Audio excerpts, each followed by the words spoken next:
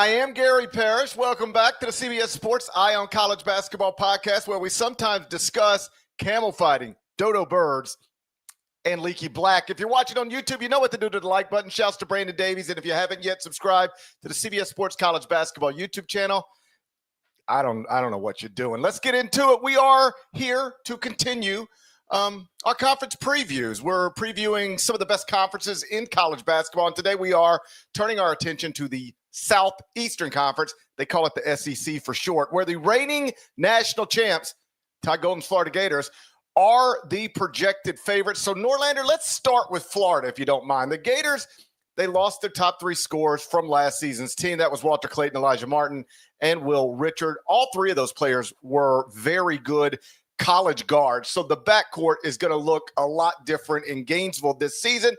But Florida did do good work in the transfer portal. They added Xavier Lee from Princeton, Boogie Flan from Arkansas, and A.J. Brown from Ohio. As a result of those developments and other things, Florida is third in the preseason Associated Press Top 25 poll, which means Florida is actually ranked higher coming off of the 2025 National Championship than UConn was ranked coming off of the 2023 National Championship, even though UConn, of course, obviously went on to be back-to-back national champions by winning that 2024 NCAA tournament. So I guess this is the first question. Are you a believer? Is Florida a better candidate on paper right now to go back-to-back this season than UConn was on paper heading into the season in which the Huskies actually did win a second straight national title? Let's see if you're a hater or not. I'm a hater.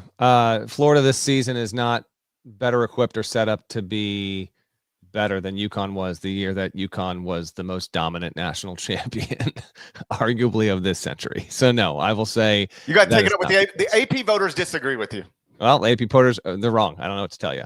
I'm a seller relative to most others with Florida this season. This is the number 2 storyline in the SEC. Will Florida have enough to make a second straight Final Four? Will Florida have enough to go back-to-back? Will it be a program, a team that on a near week-by-week basis we are discussing as a top 10 team, a team that is consistently in the conversation to be one of the 3 or 4 best teams in the country? I do not think that will be the case with the Florida Gators this season. The way these things tend to go, UConn's back-to-back championships aside, is that it's very hard to do. Florida, of course, is a program. Gators fans listening and watching know all too well what it feels like because your team did it back in the mid-2000s. I don't think we're going to get a repeat here. I do think Florida will be a top 2 team in the SEC. I think Florida will spend plenty of time within the top 10 of the AP Top 25 this season, but I need to see how these guards are going to replace, the third best player in the sport at worst last season, Will Richard. We see what he's practically, Steve Kerr's ready to give this guy a long-term deal. He just got to the NBA. Elijah Martin, one of the better on-ball defenders in the country. I mentioned this during our Gator Summer shoot-around. Again, this is just a little bit of a zag to avoid all the groupthink, because, again, there will be teams that are in the preseason top 10 that don't wind up as top 10 teams in the country. I think Florida is going to be a candidate for one of those because I need to see how the backcourt replaces the outstanding trio that we had a season ago. And that front court, the front court has a case to be the strongest in the country. Florida has the benefit of returning absolute dudes. Just, Thomas Houck might be able to make a jump to be the best player on that team and be one of the better players in the country. If not, maybe it'll be Alex Condon. Micah Handlogden's back, Ruben Shinliu. Those 4 are tremendous. Those 4 won't play on the court together.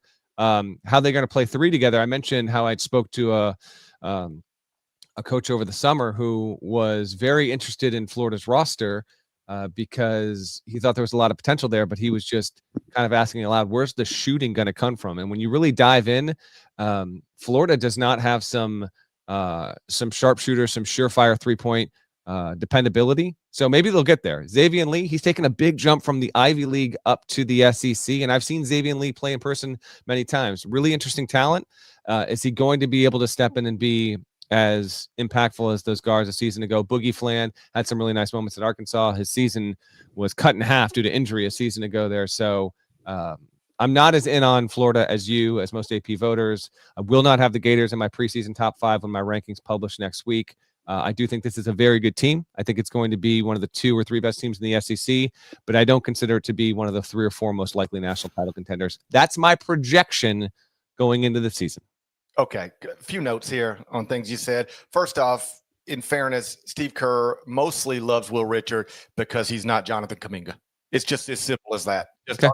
Are you Jonathan? I don't care about the reasons. I just know what he's been saying about the dude. This is what I was told. I was told Steve Kerr met Will Richard. He was like, "What's your name?" He was like, "Will Richard." He's like, "You're not Jonathan Kuminga, right?" And he was like, "No, I'm not Jonathan Kuminga." And he was like, "Cool, then I like you. Okay. I only dislike Jonathan Kuminga." Right? So that's that. Sure.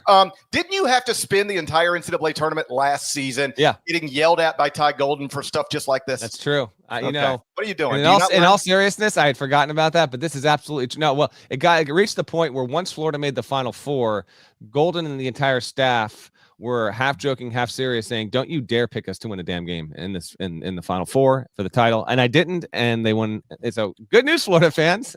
I guess in some way I'm still picking against you. Yeah. If by picking against you, it means I'm not just going to follow the herd and just slide in Florida to 2, 3, or 4 like everyone else. Sorry, there's going to be some variance, and I'm gonna just fade them a little bit. That's all. But you are correct. I picked against Florida like 4 games around the tournament, and every single time I was wrong.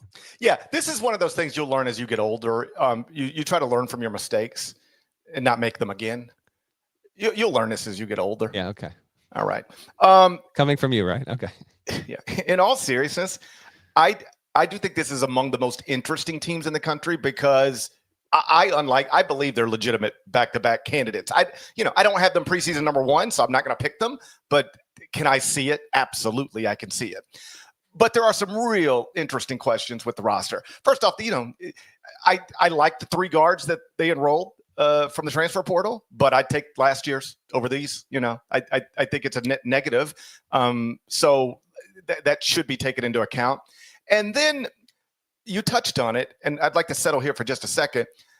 They've got Hauck, Condon, Chinyelu, and they want to play them all together. And they didn't really do that last season. Mm-hmm. Hauck came off the bench. And Todd is on record, saying that, and this isn't unique stuff, but like, I want to have my best players on the court. And having my best players on the court together probably involves me playing Hauck, Condon, Chinyelu together. And that means Hauck at small forward, which is probably good for his, NBA stuff and perhaps good for Florida. But he is going to be asked to play a different position this season. And it's not like some big concern if it doesn't work, because these are smart guys and the smart staff. And if it doesn't work, they'll just switch it, right? They'll get smaller. You can very easily go from a starting lineup of Xavier Lee, Boogie Flan, Hauck, Condon, Chinyelu to, all right, that's not working. Pick 2 of the front court guys. Let's throw Brown in there and go back to a 3-guard lineup. So this is all adjustable and will be. But I think the way they're probably going to start to the season is going to be with a jumbo lineup with a 6'9" small forward in Hauck. And I'm just interested to see how he handles that change in role. He's maybe of high profile programs and high profile teams going to have as big of a role change as perhaps anybody in the country. Yeah, I'll be big. I think he's good enough to adjust. I don't know who's going to be the better player, Condon or Hauck. It's a good problem to have, because I do think that both of those guys should be evaluated as top 25, top 30 level players in the country overall. I think Flan could enter into that conversation as well, but how all the pieces gel together, I'll be interested. It's not, by the way, I mentioned the big 3 guards. Also, Denzel Aberdeen left Florida for a bigger payday at Kentucky. We'll get to the Wildcats in just a second here. So they lose 4, and Aberdeen was opportunistic last season. They lose a lot of impactful players on a national championship winning team. Again, I think they're going to be very good, but I just need to see it. Something I got to see how Lee and Flan play together. It's a little bit of skepticism on, are they going to be the upper crust, the uppermost tier? Congrats to Florida for preseason ranking number 3 overall. Obviously, hopes are high. They deserve to be. You're coming off a national championship. Times are good in Gainesville. That's one of the 5 biggest storylines in the SEC. Let's run down the others. I think the biggest, Florida was number 2, but I think the biggest one is just how close can this year's SEC be to last year's? because it's not going to match it. The SEC last season was the best league in the history of college basketball. They're not going to repeat that. They're not going to put 14 teams into the tournament. That's a spoiler. We do our predictions on how many teams at the end of the preview show, so we'll save our specific number for about 40 minutes from now or so. But this, quite clearly, this is one of the 3 or 4 biggest storylines in the country going into November. Is GP, how good can the SEC be? What will the encore look like? Are we going to have a real run of dominance here, or are we going to see, the teams that were in that, say 11 through 14 spot, are they just going to kind of slip significantly enough where the SEC is brought back to the pack? Does it get jumped by the Big Ten? Does it get jumped by the Big 12, or can it maintain its number 1 status overall? I still think the SEC will be the best league in the country this season. I don't think it will be as dramatic as it was last season. I don't believe it'll get as many bids to the NCAA tournament as it did last season, but I still think it'll get more than anybody else. For what it's worth, I have 7 SEC teams in the top 25 and 1 right now. Also 7 Big Tens, and then 6 from the Big 12. But the SEC also has, 13 teams in the top 40 at Torvik. For some comparison, the Big Ten's got 10, Big 12 has 8. So 14 bids to the tournament last season. Spoiler alert, I would take the under on that, but not by much. Not by much. Okay, we'll do the over-under here in just a little bit. Storyline 3, Kentucky is a national title contender. The Lexington Herald leader, Ben Roberts, actually reported this week that he was told the roster is 22 million, which obviously would be the most in the sport. I remember asking if it was 20 million some months back and was pushed back on that a little bit, but whatever. Kentucky is believed to be the program that is spending the most in college basketball. It is a national title contender. We can just dive into Kentucky right here, right now, Parrish. I have Kentucky winning the league. I have Kentucky placed highest in my preseason top 101 rankings. I do really, really like the roster. Is this the best team money can buy? Well, we're about to soon find that out. But Mark Pope in year 1 did a really, really, really good job. 8 wins over top 15 opponents, tied a record for most wins versus top 15 teams by any program in a single season in the history of NCAA Division I. They got a 3 seed. They made the second weekend of the tournament. Otega Owe is back. He's the preseason SEC Player of the Year. And if you want, maybe he's too good to, he plays for Kentucky. If you want a true dark horse to win National Player of the Year, he wouldn't be a terrible pick. If Kentucky is the best team in what could be the best league again, and he's the best player, and Kentucky can be in that 1 seed conversation, always going to be in the National Player of the Year conversation. But the reason why I like Kentucky so much, and Kentucky being a national title contender, which it wasn't going into the season a year ago, now it is. Big storyline, SEC and nationally, is because they bring in a point guard in Jalen Lowe, who I think is going to be one of the better transfers in that league.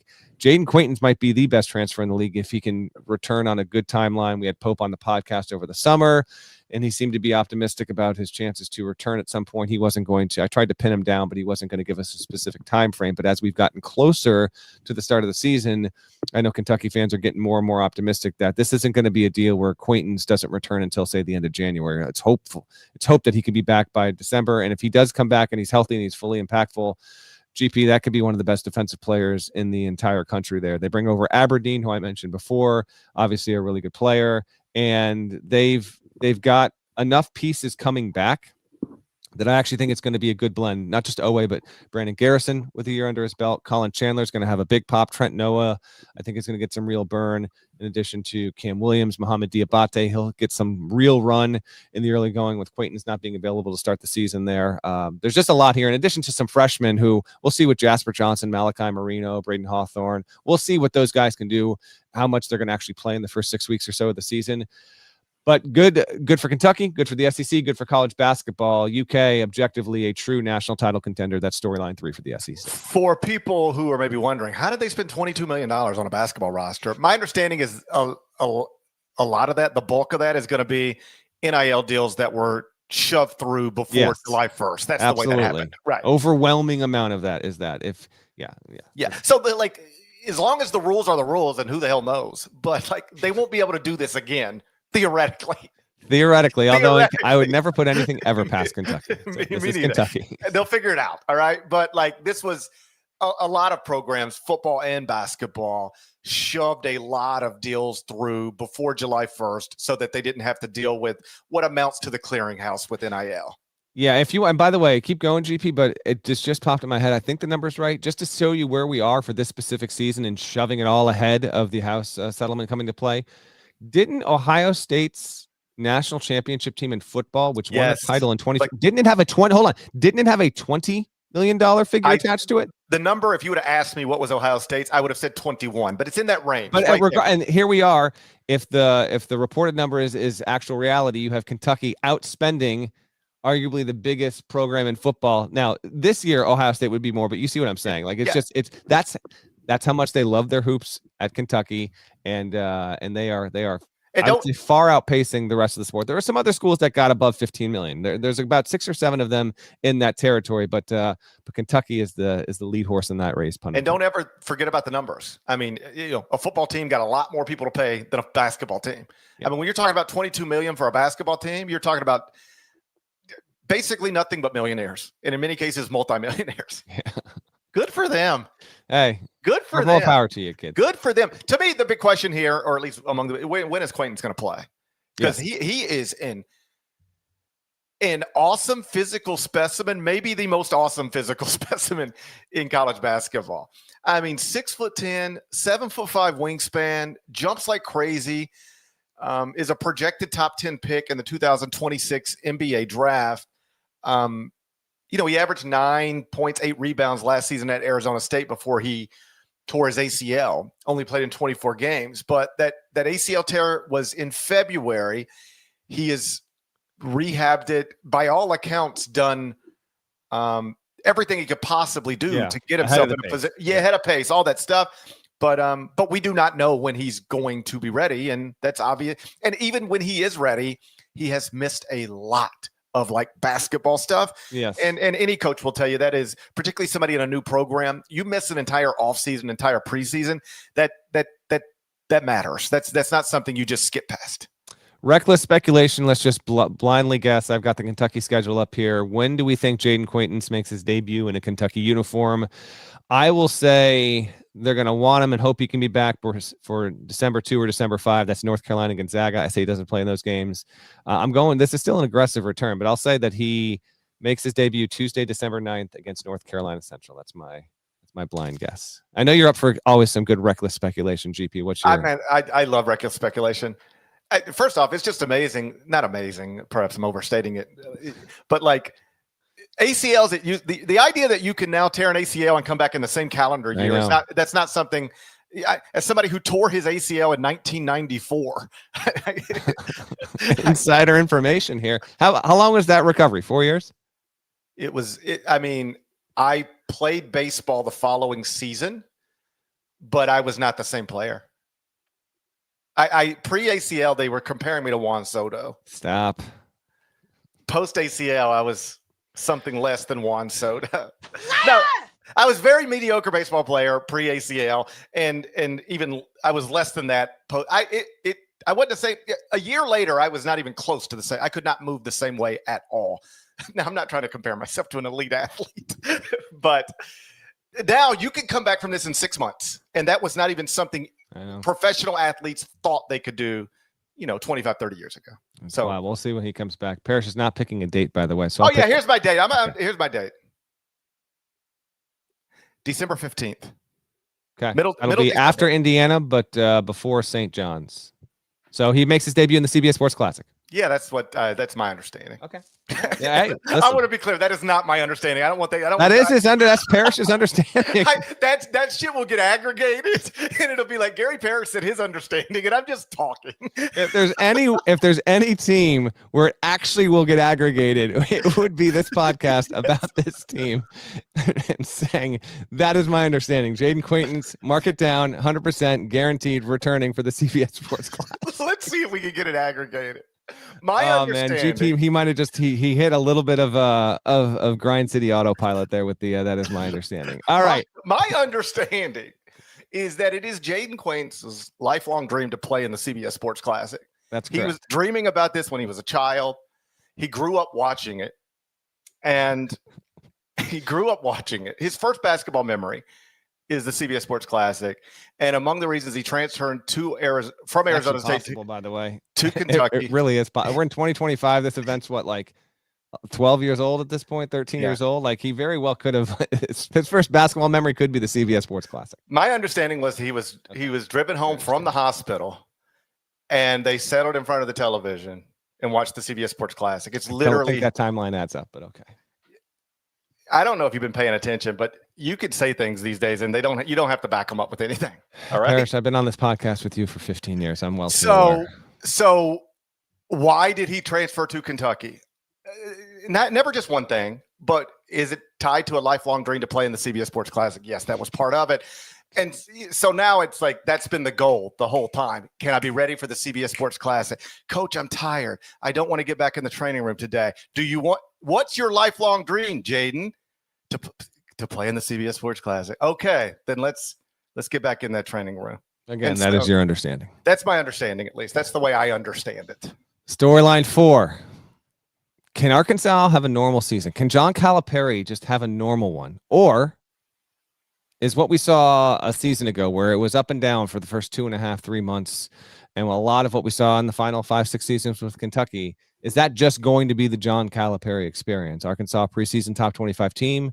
You've got them in your preseason top 25. They bring back key pieces. They probably bring back more talent than anyone in the league except for Florida, considering all the front court pieces there. Can Arkansas have a normal one, GP? That's storyline number 4. Your thoughts on the Hogs? I don't know. When's the last time John had a normal season? Let's actually look into this. The last time he had a normal season. Okay. I mean, I guess you got to define normal season. Let's run through it here. Okay. Last season, not normal. Not normal. 23-24. They were a 3 seed. They were a good team. Got knocked out in the first round by Jack Golke. When you not get Jack normal, Golke, led to his ending at Kentucky. Getting ruined by Jack Golke is not normal. Not normal. Season before that was a 6 seed, completely up and down, 22-23. Didn't make the Sweet 16, not normal. 21-22. They were a 2 seed and they got upset by St. Peter's. That was the Oscar Tshiebwe National Player of the Year season. I'm sorry, if you're Kentucky and you're a top seed and you're losing in the first round, not normal. No. 2021, they were 9-16, not normal. 2019-20, that was the COVID year. Nothing normal about that. 2018-19 would be the answer. Jeez. Kentucky was a 2 seed. It went to the Elite 8. It won 30 games that season. That Kentucky team had, man, let's take a trip in the time machine here. Tyler Hero and Keldon Johnson and Ashton Hagans were all freshmen on that team. PJ Washington was a sophomore. Quad A Green, if you want to name that, really takes you back there. Reed Travis, Nick Richards, Emmanuel Quickly was a freshman on that team. That group got beat by Auburn. Oh, yeah, that's right. The overtime loss to Auburn in the Elite 8, man. I do remember that game. But if you want the answer, that's really the last time Calipari start to finish had a quote-unquote normal one. 2018, 2019. We're going to see a normal one in 25, 26? I think they'll be good. I do not think it's going to be anything like last season. I like bringing back DJ Wagner for another season of college basketball, Carter Knox, Brazil, like the experience, and then you throw in the 5-star point guard in Acuff. How about this? I think this team will be consistently good from start through the end. And if it's not, then I think you really got to start wondering, like, where is this whole thing going? Because the roster to me looks like it's talented and it is experienced. I don't know it's the best roster in the country, but it is talented enough and experienced enough to where you should have a good college basketball team. I agree, but at the same time, I do think there'll be at least once or twice on this season where we hop on this show and we're just talking about things being out of sorts there. Just it's happened too much. So until it doesn't happen again, I'm going to say it happens, but I tend to side with you. Storyline 5, then we'll take a break and do our league predictions here. I think it's a clear one that is come to light in the past couple of weeks. What does Auburn look like after Bruce Pearl? Stephen Pearl's now running the show. They just had an exhibition earlier this week, but what are the Tigers? And I won't reveal where I've got them. GP, do you still have them top 25 and 1? I do. I have not updated it since the Bruce Pearl resignation, but I will more closer to the start of the season. And yes, I will drop Auburn from where I had them. Yeah. And I know that could be interpreted as a slight towards Stephen, but I would actually argue it the other way.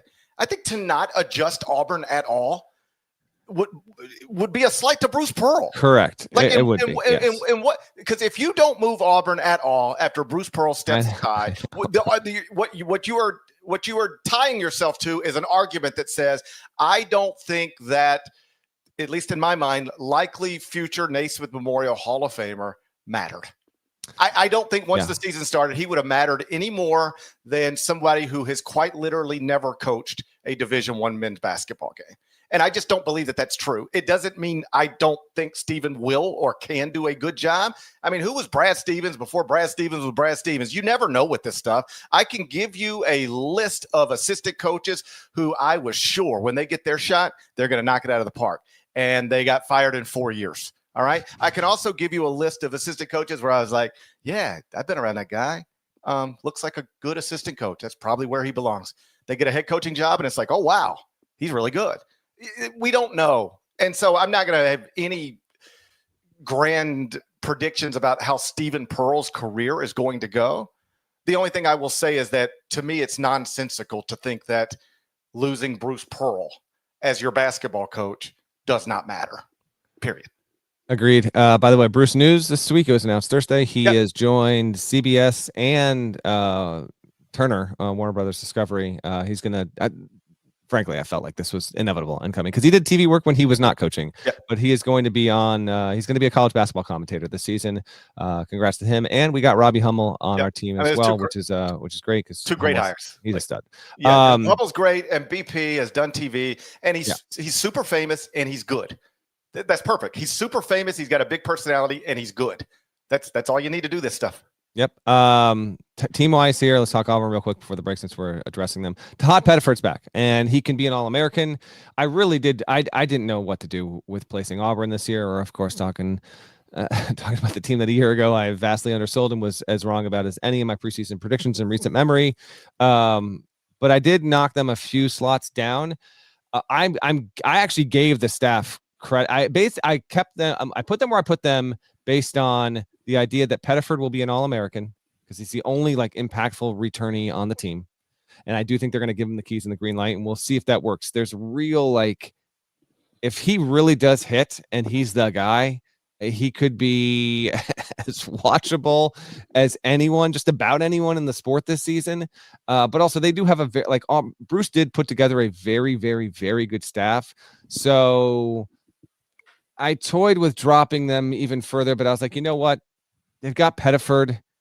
I don't have him as high as I'd have him if Bruce was coaching, but I actually gave them a little bit more of the benefit of the doubt and maybe a little bit of a make good of my whiff last season. If you're wondering some other names real quick, they got a couple of Keyshawn's spelled differently. Keyshawn Hall, one of the best scorers in the Big 12 last season on a whatever UCF team. He's there. Keyshawn Murphy from Mississippi State comes aboard. There's a D2 player named Elijah Freeman who was pretty aggressively coveted in the portal by a lot of high major teams. Well, Auburn's the team that got him. So we'll see if he can step in and be an impactful player as well.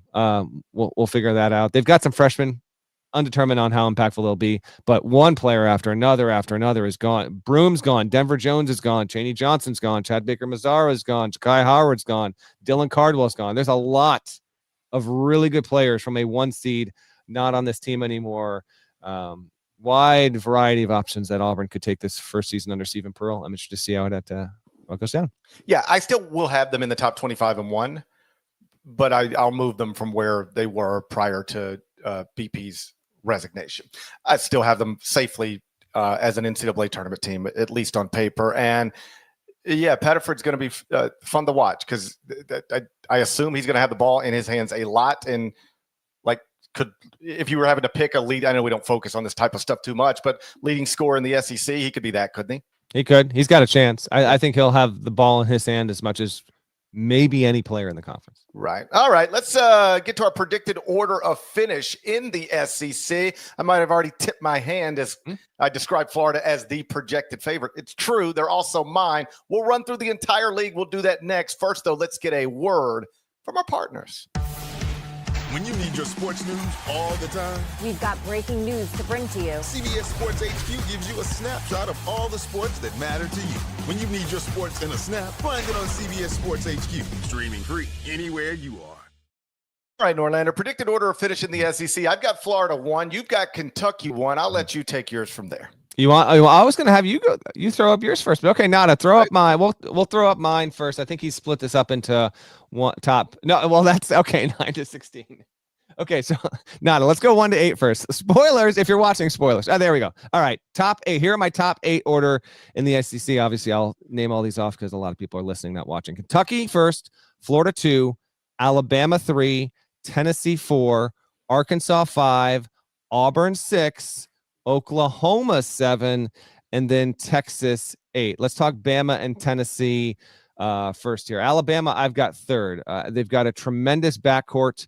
Our colleague Kyle Boone ranked Bama as the number 1 backcourt in the country. We talked about Pettiford coming back. Well, Tahad Pettiford flirted with going to the draft. LeBaron Philon seriously flirted. He might have been as close to over the line while coming back than as any player in college basketball this season. Do I remember correctly? Didn't he say he was gone? And he said he was gone. Right. Yeah.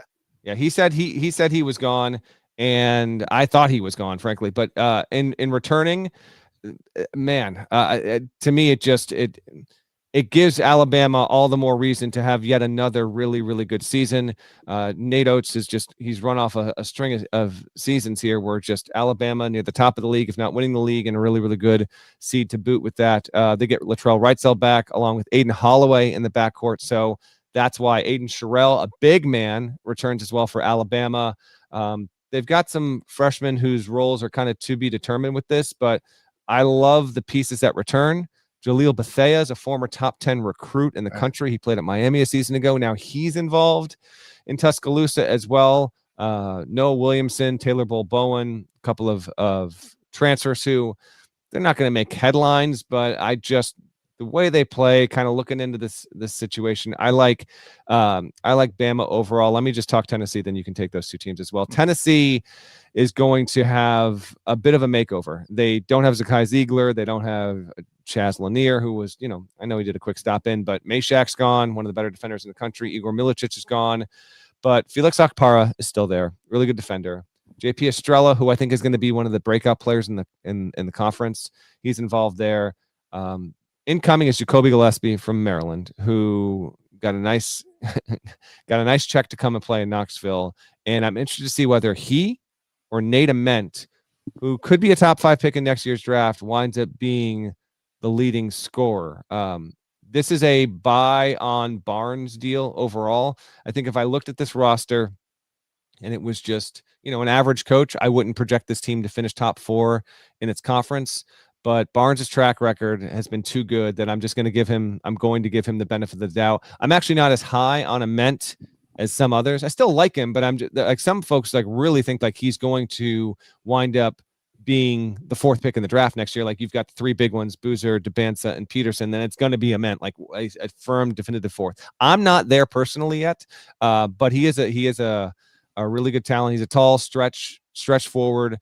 Can really score. I want to see what his impact can be defensively there. I've got them just a notch behind Alabama, both in the hierarchy of college hoops GP, but also within the SEC. So Bama and Tennessee, do you join me? Do you have them 3 and 4 or in some order in that? Well, are those the top 4 teams in the SEC? Do we share the same top 4?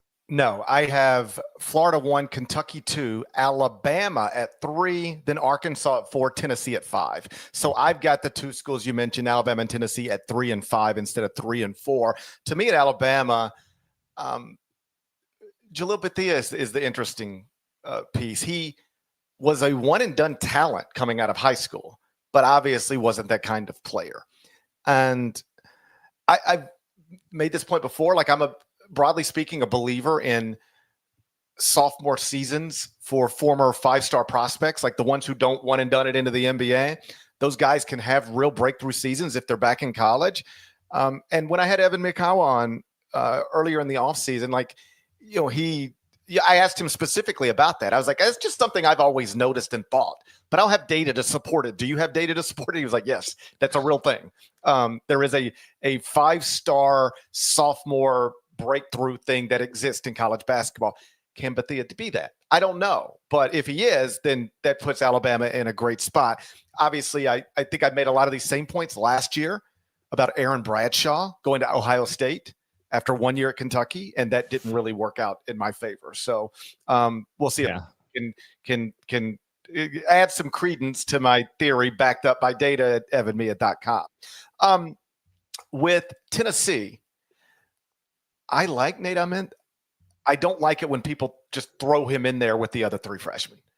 Like, to me, there's a clear top three, and then if you want to start figuring out who's the fourth best freshman, you can start that list with him. But I don't know that he belongs in the Peterson, Boozer, DeBanza conversation, although I have noticed some people have put him there.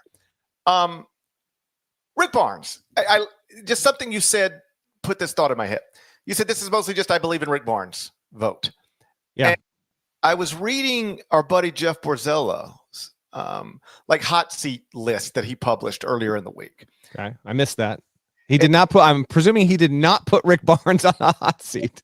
No, there was just a part in there about like, retirement stuff and, in the 70s and, that's always going to be there. But Borzello wrote something along the lines of Barnes, who may be, doing the best job he's ever done, or who may be at the peak of his coaching powers. Here's my point.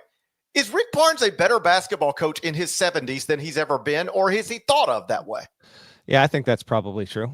I think that's... Which is kind of wild, isn't it? Yeah, that's not how this stuff works. Yeah, reputation's really good. Now, Rick Barnes, by the way, Tennessee, also I put him... You got him fifth. I've got him fourth. Splitting hairs, but I think it's either 7 of the past 8 or 8 of the past 9 years. The only exception being the COVID year. Tennessee has been in the top 4 of the SEC. So it's just the track record year after year after year. With that one exception, they've been top 4. So that's more than anything. That's why I put them top 4, 4 or 5. What's the real big difference? But I just at least wanted to provide that data with you as well. I think it's interesting. Like the idea that you would get fired from a job, get a new job in your 60s, coach into your 70s, and enhance your reputation. Yeah. Is not really normal, but he seems to have done that at Tennessee. So that was my top 5. After that, at 6, I've got Sean Miller at Texas. Yeah. Dive into that for me. That's ambitious. I'm not saying it can't happen. Miller's a good coach, but you had Texas 6. We talked Auburn. You got Ole Miss 8. So give me thoughts on just the remaining of your top half here. Why as high as 6 for Texas?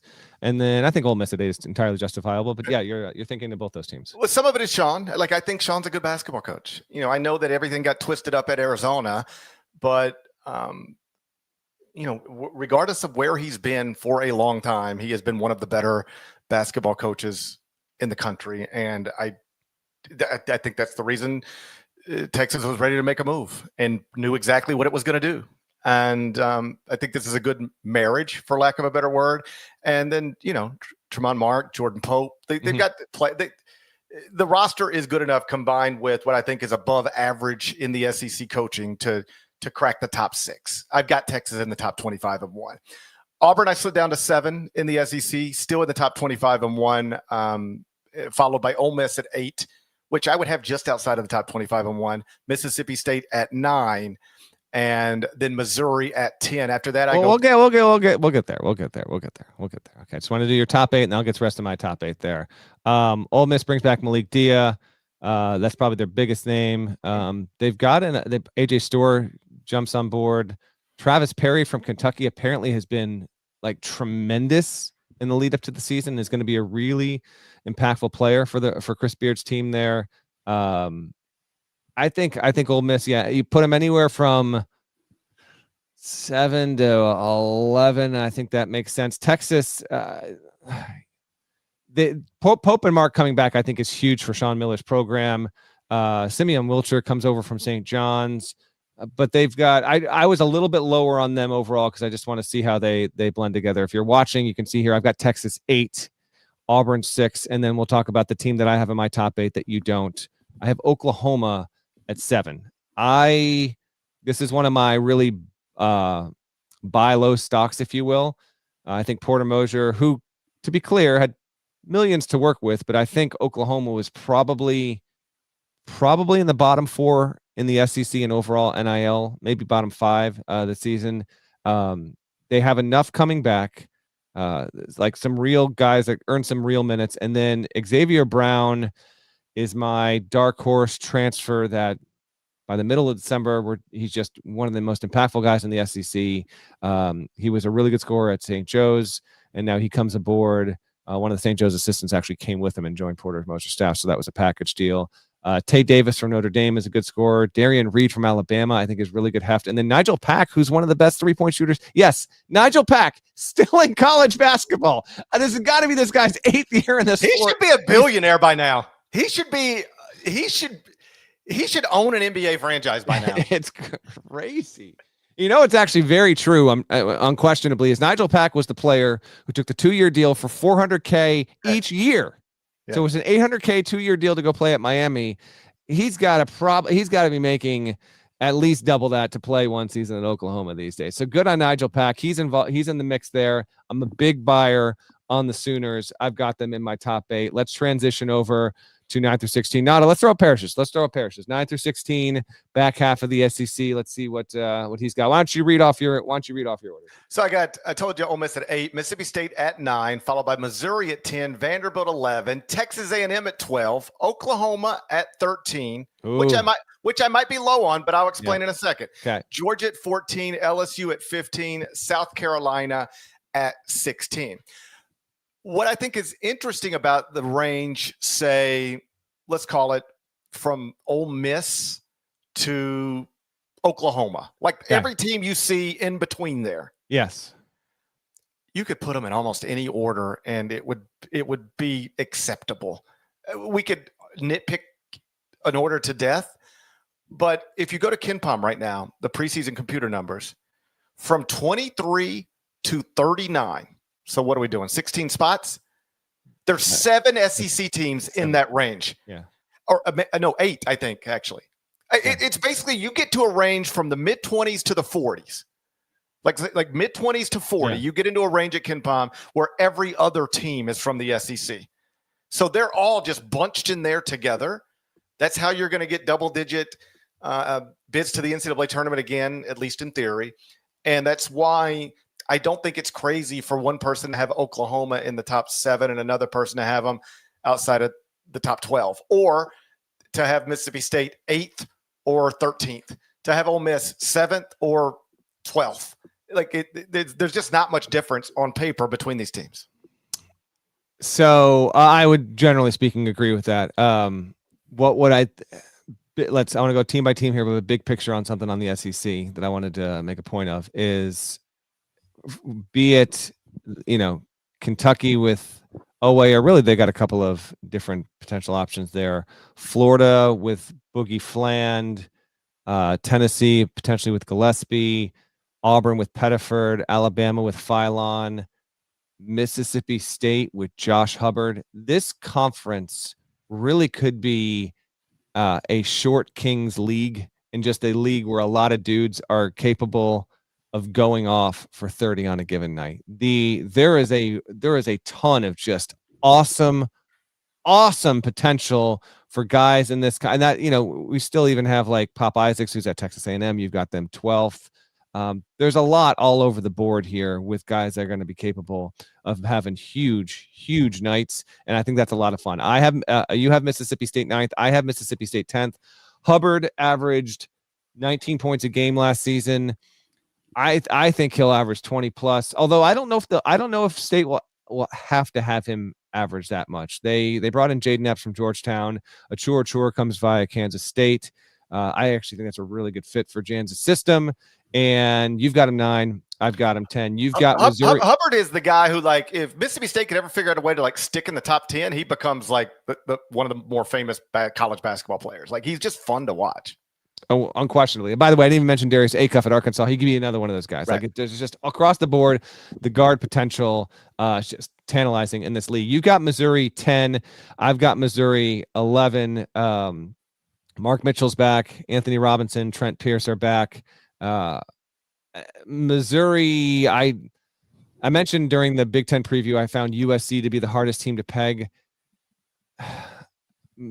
Actually, Missouri's not my pick. It's my team. I've got at 12, which we'll get to in a second. But Missouri wasn't easy as well. Again, it's just, toss them all into a bowl here. And what do you got? I have Missouri a bit lower than I thought I was going to have them going into this whole process, just because I'm not swooned by the transfer class, but we'll see. Gates had a great year, then a bad year, and was able to bounce back, a season ago or whatever. And we'll see what they can do. I think Gates is the long-term guy there. I do think that, but can they be better than they were a season ago when they were a top 20 team in the country? That's the strength of the SEC as well. They won 22 games. I think they're going to take a little bit of a step back. I don't think the offense will be quite as good, but we've got Missouri in the same realm. You've got Vandy 11. I've got Vandy at 12. So, but to be clear, big picture wise, like tiny spoiler, like I've got Vandy at 12 in the SEC, but I've got Vandy inside the top 45 of my ranking. So again, speaking to the strength of the conference, and there are a few teams, and I'll dive into some of this thinking and methodology when we actually do the episode where we talk about the top 101 list. But there are a few teams that I have in my rankings where I seriously debated just saying, you know what, F it, I'm gonna fling this team 15 spots higher because maybe they have the coach that's good enough to do it. And Vanderbilt, I didn't do it, but I seriously considered it. If you told me Vanderbilt was a top 30 team this season, top 6 in the SEC, I would not be stunned by that. Byington has a very good reputation. They brought in some good transfers. Duke Miles from Oklahoma. I like the Frankie Collins. Like Frankie Collins, most people know who he is. Played at TCU. I actually think he's a really good fit for Byington system at Vandy, and he did really, really good in year one. Like really good, way better than anyone expected him to do there. Tyler Nichols back, Devin McLaughlin. I think I might be too low on Vandy. You've got them 11. I've got them at 12 overall. Any thoughts on those teams, or if you want to segue to A&M? I would just echo what you said about Byington. You start talking to people within the sport. He made an immediate impact when he got to Nashville. Seems like the right guy for that job, and is, whether you're talking, Chris Beard, incredible basketball reputation in the sport. Mark Byington is, he's talked about similarly. Like and this should be no surprise. These are the schools with tons of money, and they should have some of, if not, lots of the best college basketball coaches in the country. And I think we've gotten to a point where that's clearly the place. I mean, that's clearly the truth. You start running through the roster of coaches in this league, mm-hmm. and you've got guys who have been to Final Fours who could reasonably finish in the bottom quarter. Like, it's loaded with coaching talent. It very much is. If you're watching and Anna flipped it over, this is my order. So GP and I, like a few differences there, are 14, 15, 16 are the same. We'll get to that in a second. We'll talk A&M real quick here. Bucky McMillan is now the coach there. How he brings over his system, to what extent, fully or not. And this is a guy who has thrived off of Bucky ball, which is just pressing every possession and getting up and down the floor and just wearing teams the hell out. Can you do that? Can you get high major players to do that? We'll see. Pop Isaacs is the biggest name. Pop Isaacs is only even on this roster because Milos Uzan decided to go back to Houston at the last minute. And so they basically had to send Pop Isaacs to a spot where he was going to be assured he'd have the ball in his hands. So they have him. They have Mackenzie Mbako from Indiana. They have Rylan Griffin from Kansas here. They've got Marcus Hill from NC State. Federico from Texas Tech.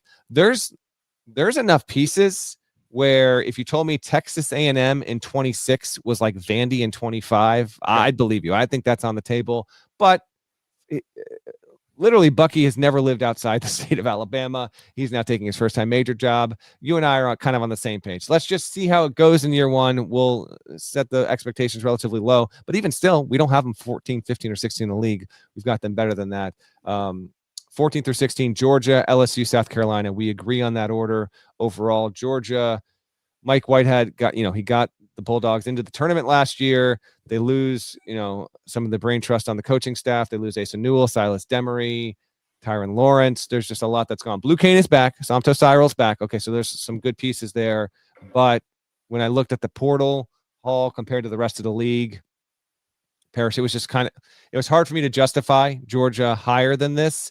And then I combine that with White's track record over the past, 6-7 years overall. You could prove us wrong, but you got to put someone 14th, and that's where I put Uga.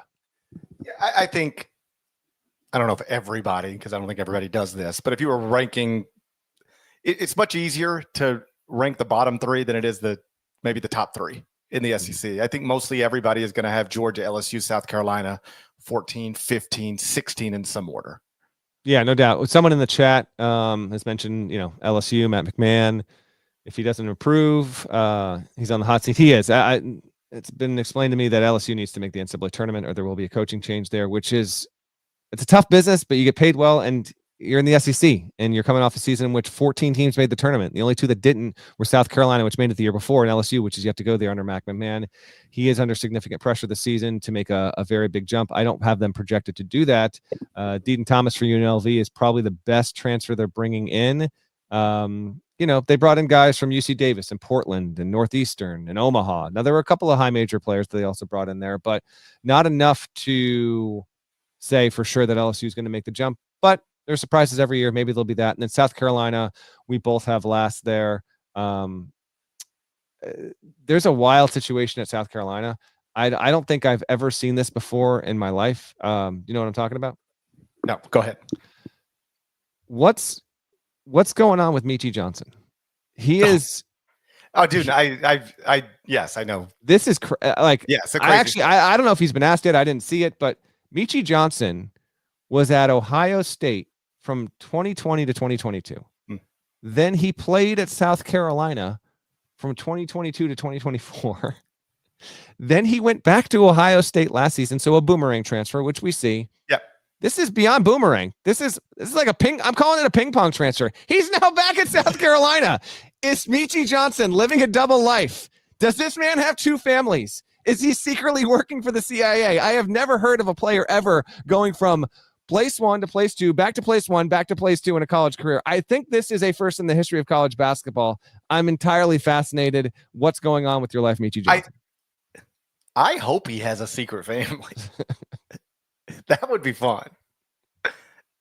I think I remember Bartolo Colon maybe having a secret family. Yeah, I think you might be onto something there. What a wild thing to have a whole another family. Man, by the way, sounds stressful. Who wants two families? I don't know what's going on. This is wild. And then there were different coaching staffs involved, between Ohio State to a certain extent. Obviously, Holtman wasn't the coach the second time around there. But we got South Carolina last. Michi Johnson. I went and checked his bio page to see if there's anything about. No, there's nothing on it. Speaking of bio pages, by the way, before we move on to predictions, Nada, can you bring up Mr. Bing? Yeah. Scroll on down, Nada. I love this. Now, this got shared on Thursday on Twitter amongst the college basketball community. So Vanderbilt has a player named Chandler Bing. Yes, Chandler Bing. And the only note that he has, keep scrolling, Nada, has never watched Friends. That's his only personal note on his biography, which is same. We've talked about this on the podcast. You've never seen Friends. I have seen it. It's impossible not to see. If only because there is a TV in the CBS Broadcast Center that only airs Friends. I swear to God, it is on 24 hours a day, and I have never seen anything on it other than Friends. It is a Friends. I don't know what's going on. These things are both true. I've never seen this specific television not turned on. Like, it has never been turned off ever, and it has never not had Friends on the screen. I don't know what's going on there. But if Michi Johnson has a second family, it's crazy.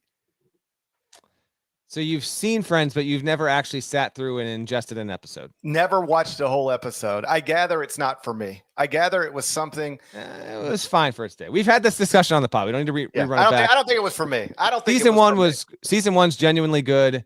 Season 2 and 3 are solid. I think it really, like, season 4. I didn't ever watch the finals. I think it had 9 seasons. I never watched season 9. I don't think I watched hardly any of season 8. I think it goes off a cliff by season 4, season 5. I will do, but in honor of Chandler Bing, the character, not necessarily the player, although that's incredible to me that he has never watched Friends. And I need to know if just he's a normal Gen Z person who's like, no, why would I need to watch Friends? Or if now this is an act of defiance.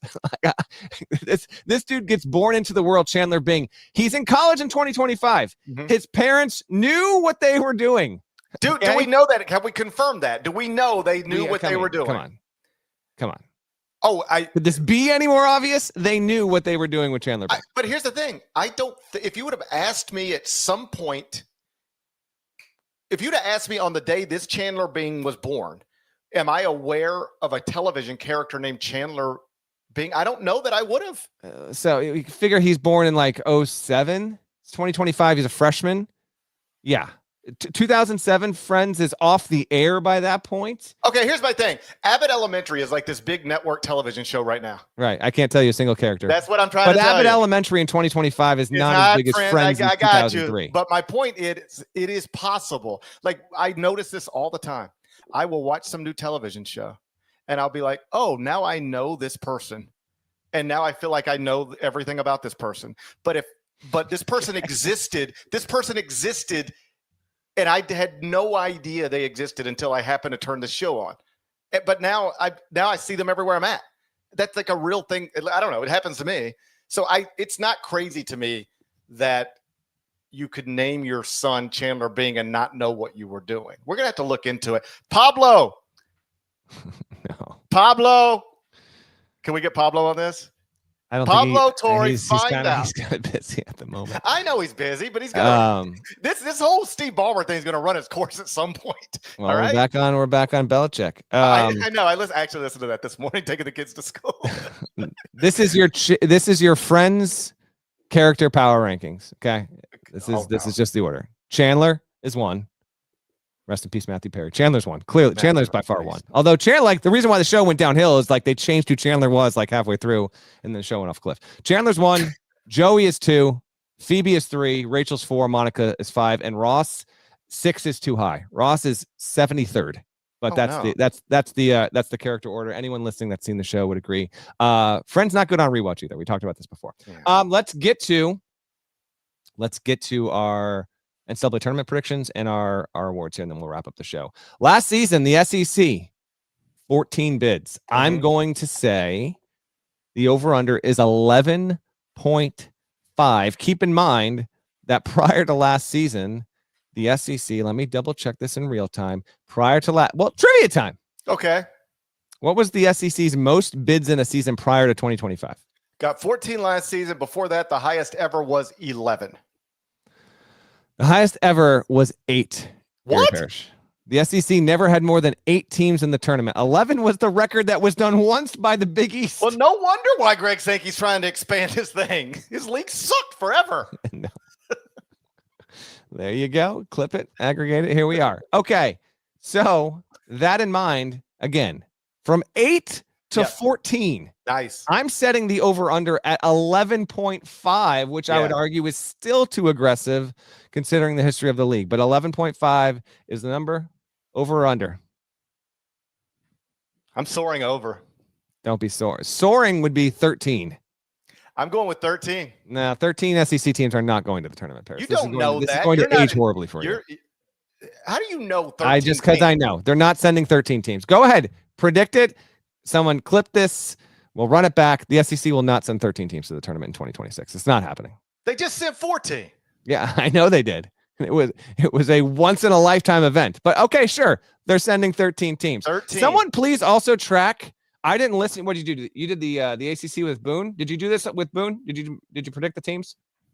I don't know. Okay. I get the sense that when you actually add all of these up, Parrish is going to be trying to put you're an expansionist, aren't you? Yes. You bastard. He's going to be trying to put 82 teams into a 68-team tournament. People don't realize. I want a 114-team tournament. Yeah. People don't realize you got to put 68 teams in that thing. And people don't realize Parrish apparently wants 82. Go ahead. 13 teams. All right. So what teams are not going in? What teams suck? The only teams that suck are Georgia, LSU, and South Carolina. Everybody else is good. Oh, man. I'm going to go under, and I will say the SEC sends 11, which is still an outstanding, by the way, an outstanding season to send 11 teams to the tournament. I almost said 10, but I'll say they get 11 into the field in 2026. I'll probably be wrong. It'll probably be 10, but I will say 11. Parrish is saying 13, which, to be clear, if last season hadn't happened, would still shatter the record. But that's what we call recency bias. There's 12 teams in the top 40 at KenPom from the SEC. So I'm only asking one more to get in there.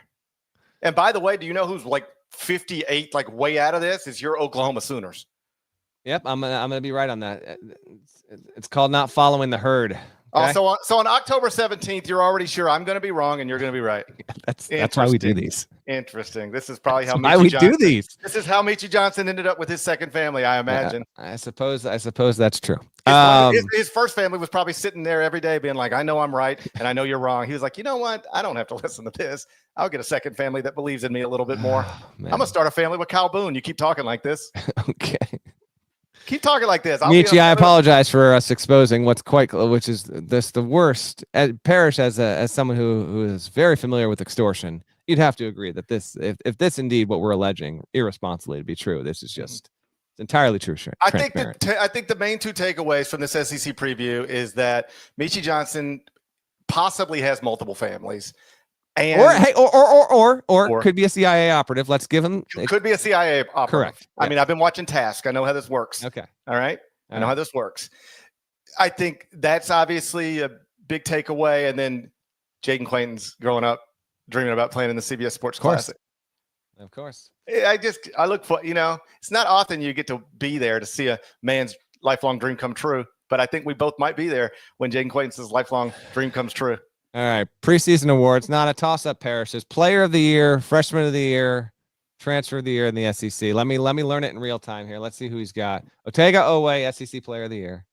Nate Ament, SEC Freshman of the Year, and Boogie Flan, the SEC Transfer of the Year. All right, can you at least tell me I'll be right about some of this? Can you just hey GP, as your coworker and friend, I think you might be. I think you're going to be right about the SEC Player of the Year. Okay. Yep, that's the only one we agree on. To me, SEC Player of the Year, that was easy for me. Yes. I think SEC Freshman of the Year, that was easy for me. Not easy. Yeah, it was easy for you? Okay. I mean, he's clearly the highest ranked guy and the guy that gets talked about as close to Peterson, Boozer. Won't have the ball in his hands as much as my pick, though. So okay, I know where you're going. And then Boogie Flan, I guess that's the best transfer. But I personally, I would have gone Jaden Quainton if I knew he was going to be healthy and ready to go from the jump. How about this? Take away the ACL tear, and I would slot Jaden Quainton there. With the ACL tear, I'll lean toward Boogie Flan. All right, Nada, let's flash mine here. Okay, I didn't realize he was going to do that. That's so funny. It's easier to be right when you get to make 7 picks. Like you're like playing a scramble by yourself. You just get 2 left at everything, 2 approach shots at everything. Like I'm out here fighting for my life. Just one shot and move on. You get to take mulligans. Oh my gosh, I love this. Okay, if you're listening, here's why I'm laughing. We both have Otega Owe as the SEC Player of the Year. I have Darius Acuff Jr. at Arkansas being the SEC Freshman of the Year. I think he is going to be awesome, and I think that he is going to be the biggest reason why Arkansas has mostly, but not entirely, a normal one. And then as for the SEC Transfer of the Year, what I texted to Nada was I said Jaden Quainton's if healthy, which he put in the graphic. So Jaden Quainton's if healthy. Nada, if you still have time before we get out of here to change Parrish's to also, because he just said he would take a healthy Jaden Quainton's, not knowing that this was coming. So if you have time in the next 90 seconds to update Parrish's, he'll get this treatment as well. Quainton's is my pick. I do think he'll be back in time for the SEC slate, and he will be a monster. And in the process, validate Kentucky as the best team in the SEC, pushing to a 1 seed and be the best. However, if Quainton's does not return, then Jalen Lowe, running point for Kentucky, which I am predicting to be the best team in the SEC, he is my pick for SEC Transfer of the Year. Okay, Nada. Nada. As long as we're updating everything. Yeah. I want you to keep Otega Owe as the SEC Player of the Year, but if Thomas Houck is awesome, I want you to say that it could be him. You're asking a lot. He's got to get photo. This might be too much. But if there's not much of a drop off at Auburn, it could be Tahad Pettifer. Nadi, you got all that? You feel free to flip on. He might not even be able to flip on the mic. Might be scrambling like hell at the moment right now. So Indeed. there he is. But you know what? Not just while you're at it. I mean, I keep saying I don't think Nate Amon is the same as the other three, but what if he is? So Is it, by the way, is it Ament? I think it's Ament. Ament, yeah. Well, listen, Pearl Jam, it's Jeff Ament. Right. So if Jeff Ament, who has been on this show, by the way, Yeah, if he pronounces it Ament, then I'm sorry, Nate. Your last name is Ament. No matter how you want to say, the basis for Pearl Jam calls it Ament. It's Ament, as far as I'm concerned. I'm going to call him Nate Vetter. Okay. To me, he's Nate Vetter. Put that in the graphic. Gosh. If Nate Ament changes his name to Nate Vetter, then he could maybe be the SEC Player of the Year. Put that in the graphic. Okay. Nadi, you got the graphic ready? Yeah. And like throw Tremont Mark on there too, just in case. Just in case. You don't know. You know? Just you don't know. I got nothing else. This has been a show. This has been a show. This has been a podcast. I've just had to lock myself up here in the studio. I'm in a house filled with mononucleosis. Oh, you're dealing with a mono situation. We have a mono situation. It's tough. We had But it's not me. Look at me, because I'm strong and not tired at all. okay. We had a Coxsackie situation. You're familiar with the Coxsackie? This is how I prove that I don't have mononucleosis. Look how strong I am. And I'm not tired at all. Do I even look sleepy? Nope. Are you familiar with Coxsackie? Have I ever had hot sake? Yes, like last Friday. Coxsackie. Oh, cocksake. Yeah. That sounds like something wildly different. No, I've not had cocksake. What are you asking me? You said you were dealing with mononucleosis. HR. No, our household. Coxsackie, hand, foot, and mouth. It was not good. How do you spell it? Yeah. HR. This will be not a clip this and send it to Oh, HR. yeah, on me. I should not be subjected to being asked. Coxsackie. I thought you asked.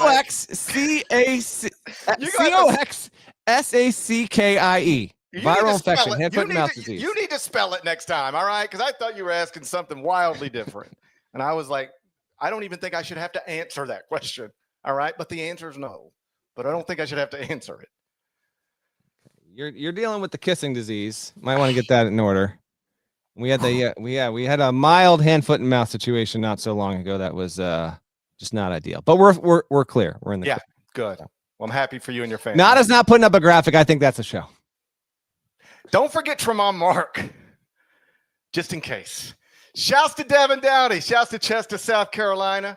Shouts to Terry Teagle. He's a legend. Huck Larnell. Thank you guys once again for watching and listening to the Eye on College Basketball Podcast. If you're not subscribed, please go subscribe wherever you subscribe to podcasts, Apple, Spotify. There's more of us than there are of them. That should be reflected in the comments. So do that, and we'll talk to you again real soon. Till then, take care.